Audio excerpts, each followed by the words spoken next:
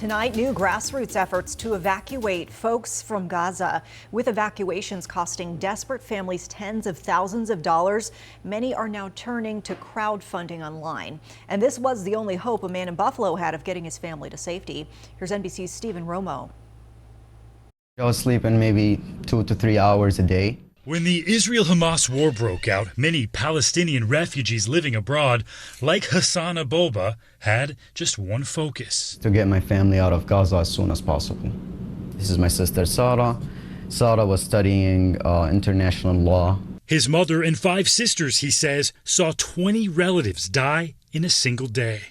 It was very difficult to imagine what they were going through at the time, especially when communication was lost, sometimes for weeks. As a U.S. resident in Buffalo, New York, Aboba tried everything. I came to the conclusion that no one will be able to help get them out of Gaza. So that's when we started the GoFundMe.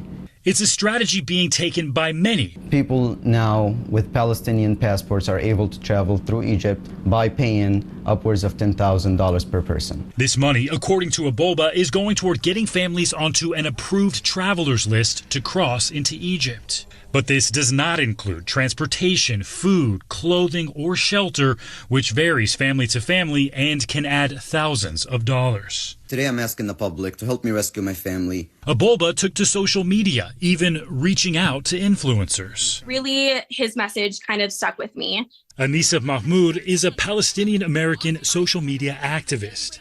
So I've received, at this point now, it's been thousands of messages from different families in Gaza. I try to verify that before I post those GoFundMes. Solo activists or grassroots collectives like Operation Olive Branch have emerged to help verify and promote these direct aid campaigns by reaching out directly to the family or relatives and cross-checking details through social media. Choose a family, share it with your family and friends on Instagram, on Facebook.